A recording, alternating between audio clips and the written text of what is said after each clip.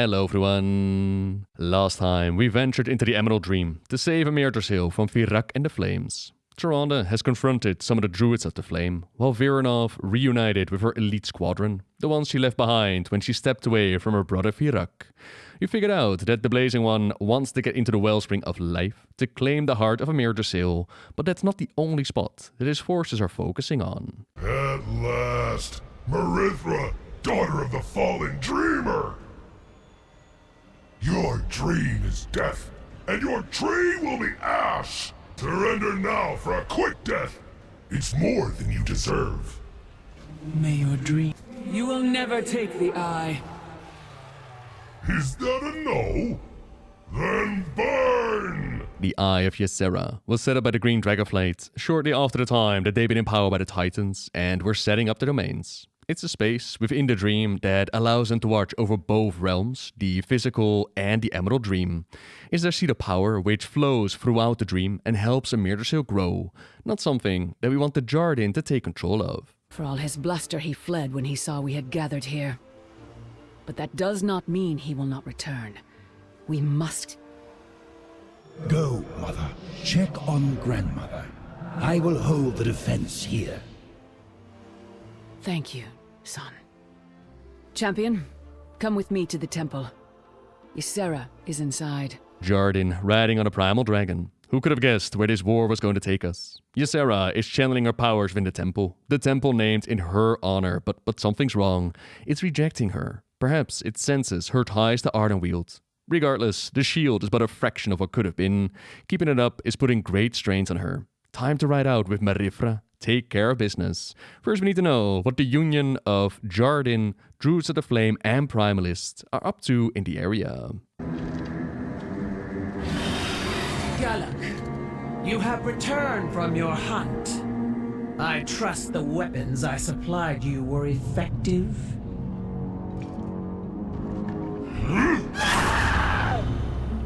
Good. Now go. Take the eye. But bring me any prisoners you capture. Fyrakk may want them for more testing. It will be done. The depths of Merithra's kin fill our eyes with unspeakable rage. We will avenge them. But Galok is a coward and refuses to engage us directly until he is sure of success. We don't have the resources to launch an attack on his base either, so we'll have to be a little bit more clever, prepare a little bit of a trap. If he wants the eye, let's pretend like we'll give it to him. I have already sounded the horn to bring our flight here. On your command, Merithra, I will have them descend on the Jardin. We will prevail. Together. Merithra is right. Our enemy has shown they can breach our most well-defended strongholds. I have rallied the Druids here to help us. It is time to be proactive, not reactive. All the suffering that has been endured here. We must act. I will busy myself conceiving strategies for Lord Itharius and Somnicus. I believe that is where I am most useful. You no longer need my counsel, daughter. But you are all correct. It is time to act. We need a way to lure Galok here, and I can think of only one. It is risky. I can dispel the shield over the eye. That will bring our enemies here. And then we can execute your plan. After going around, setting up some defenses and rallying our forces, we give the signal and let Ysera lower the barrier. The Anvil and Molten Binder, Galok's lieutenants, are taken out, while the Wing Slicer himself runs away again, but the tides are definitely turning. The land is secured, and soon after the sky follows, leaving Galok without an army to command. Cowardly beasts! To the eye! Obey your master! Stand down, Galok. We have won. Not while I yet live. We will suffer your evil no longer. The Joradin will be your doom! We are constant as the... Be gone!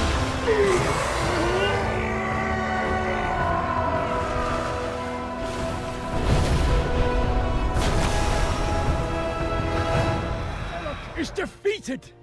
The Eye is safe again! We did it, Mother! But Amirdrassil is still at risk. Igira and Fyrakk. We will deal with them in time, Merithra. For now, we must meditate and consider our next course of action. And to do that, we must deepen your bond with the dream. You must take my place and commune with the Eye. Mother, the Eye has always been yours. I cannot... You can.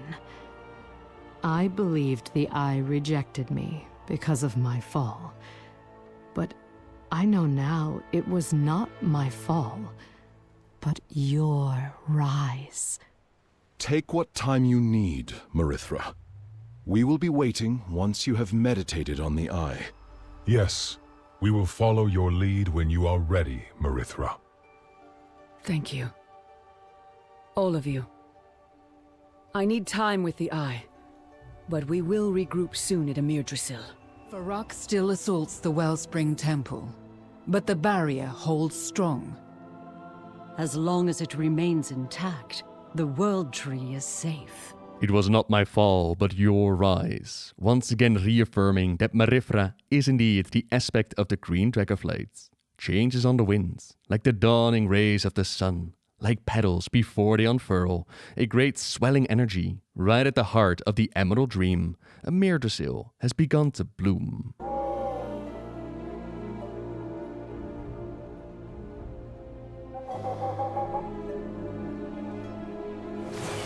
The bloom begins. Amirdrassil draws power from the wellspring. It is weakening the barrier. Fyrakk will break through before the bloom is complete. We have not the strength to face Fyrakk alone. And our allies are unable to enter the dream. Something blocks their path. We cannot wait for reinforcements. Fyrakk must be stopped, no matter the cost. We must draw Fyrakk away from the temple until the bloom is complete. Victory is a fleeting hope. We will not be able to hold Fyrakk's attention for long without reinforcements. I know I ask what may seem impossible. We must try. If Fyrakk reaches the heart of Amirdrassil, all of Azeroth shall burn. Fyrakk has entered the battle. Good. We want him as far from the temple as possible. Amirdrassil and all of Azeroth needs its defenders now more than ever. Messengers have been sent across the world to ask for reinforcements, but none of them have arrived yet. Something is blocking their access into the dream, so we need to figure out what is going on, clear the way, all the while holding the line against the full brunt of Fyrakk's forces, while the incarnates breathe shadow flame from above.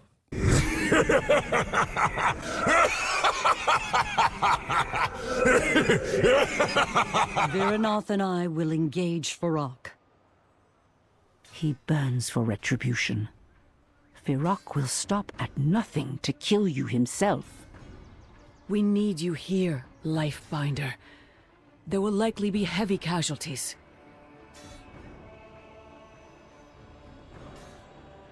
Very well. I will stay for now. Fyrakk has quite the hay boner for Alexstrasza, as we found out in much greater detail within the novel War of the Scaleborn. They were cousins. He was the one who taught her how to fight, and so you can only imagine what it must have felt like for the raging fire that is Fyrakk to see her side with the domain of order. His hatred was also used against him when they decided on the plan of imprisoning the incarnates. Malygos disguised himself as Alexstrasza to draw out the temperament of Fyrakk and lure him into a trap. That's how he was the first one teleported to the Vault of Incarnates. After that came Viranoth, who now stands at our side against his brother. She offers one of her skills imbued with her magic, so we can weaken two particular powerful elementals and any who stand in our way.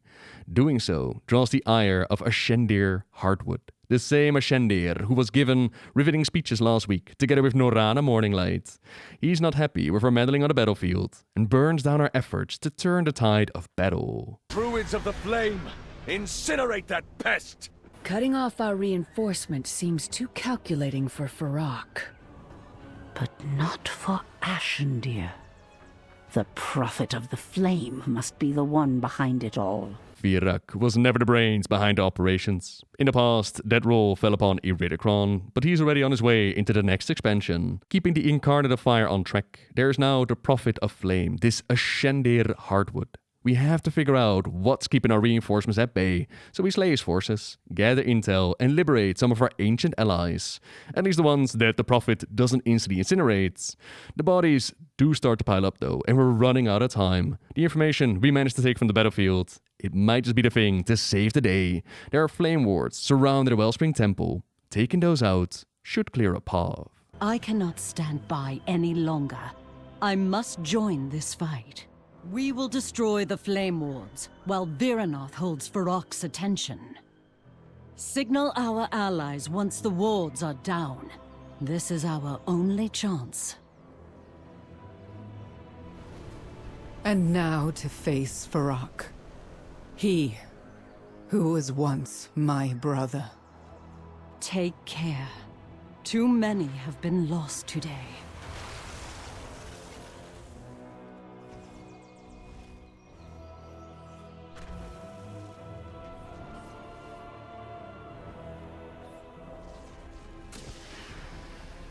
I will destroy the Flame Ward. Stand back! Excellent work. Leave the rest to me.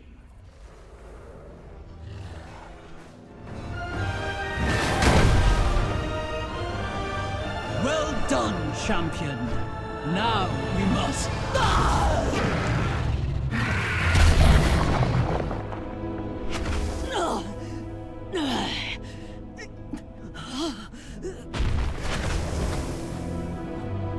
It seems your reign is finished, Amirdrassil. You once fought for an ideal, Fyrakk. Now, you merely seek power. Yes. And you are in my way.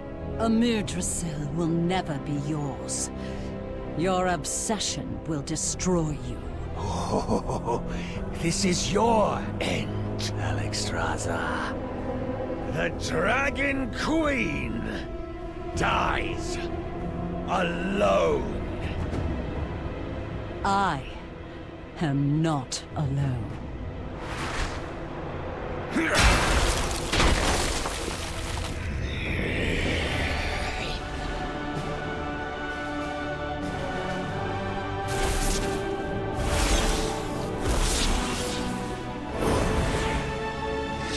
Do you not see? All of Azeroth stands united against you.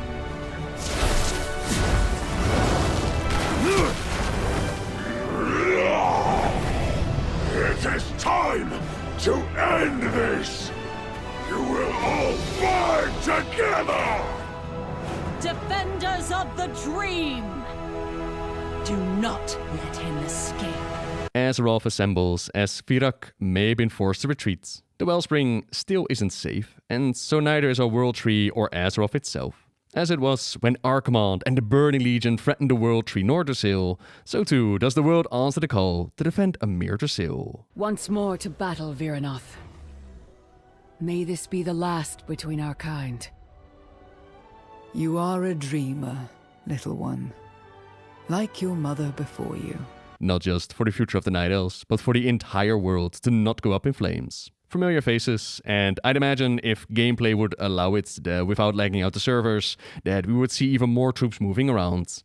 With the Horn of Sonaris in hand, we go around blessing our forces, while the aspects dominate the skies. Ebonhorn rocking a brand new aspect model. On the ground, we spotted Goblin Mechatork, leader of the gnomes. Moira Faurus on Bronzebeard, representative of the Dark Iron Dwarfs amongst the Council of Three Hammers. Hamul Runetotem, epic druid similar to Malfurion, and veteran at fighting the druids of the Flame. Mele High Mountain, High Chieftain of the High Mountain Tauren, often found at Bane's side. Celestine of the Harvest, together with the leader of Gilneas, Gen Greymane. The Worgen owe the Night Elves a lot, and it feels good to be fighting for a home instead of fleeing one.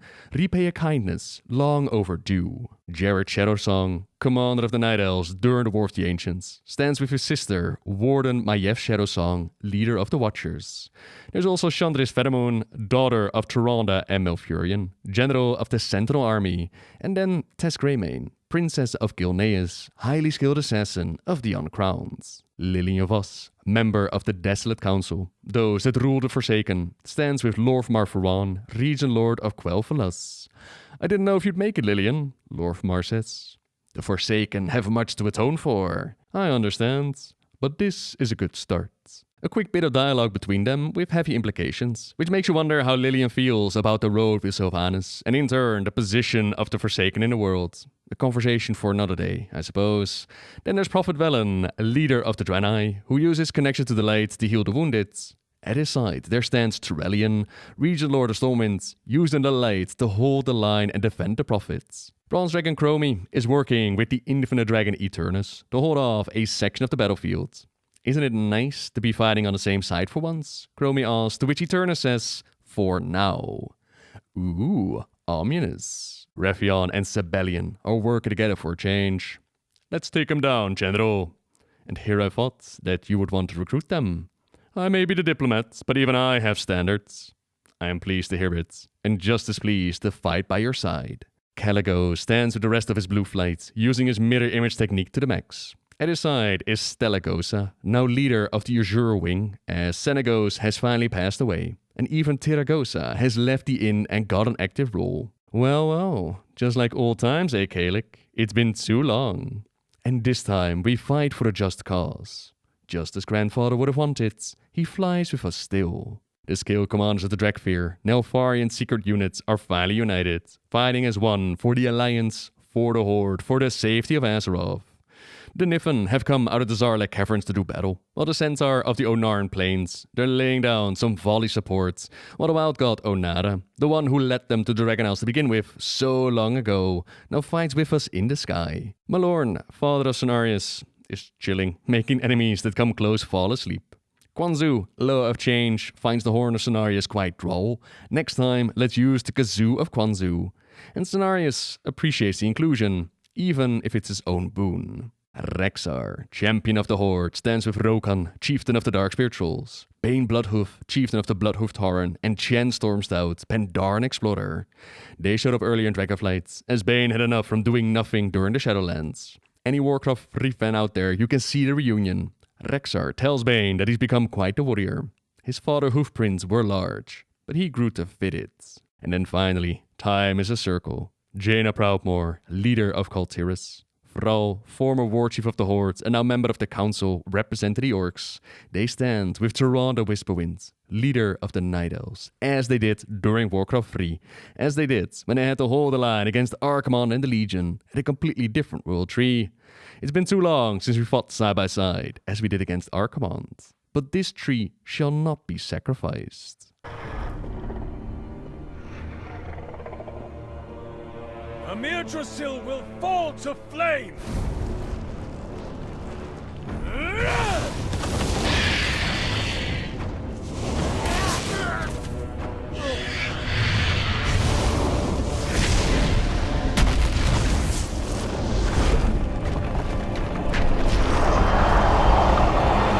The center of Fyrakk's forces are faltering. Only the Prophet stands in our way. Then the time has come to extinguish his flame. We shall cover your advance from the sky, champion. These Druids of the Flame are definitely something else, being able to transform into powerful forms like Lord Tyolith from back in the Cataclysm, a boss that we fought during the Firelands raid. Azeroth's defenders are now focused entirely on Hardwood, and with our support, my flame will burn eternal.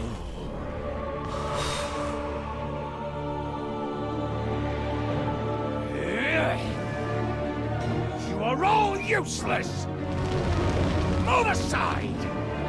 These worms dare to challenge me? My will shall be their ruin!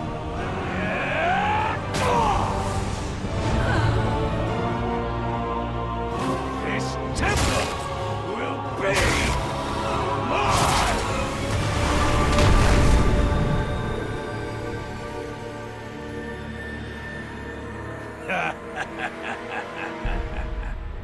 In his desperation, this incarnate of fire, of shadow flame, unleashes his might, sundering the barrier into the wellspring, diving deeper into the powers infused with the void. He may have entered the temple, but our fight has not ended. We have broken through his forces, and there's still time to stop him. We must quickly rally our allies and come to the defense of Amirdrassil. But the story of the raid and beyond, that will be some for Monday. So for now, thank you very much for watching, everyone. Subscribe if you like my videos, leave a like or dislike depending on how you feel.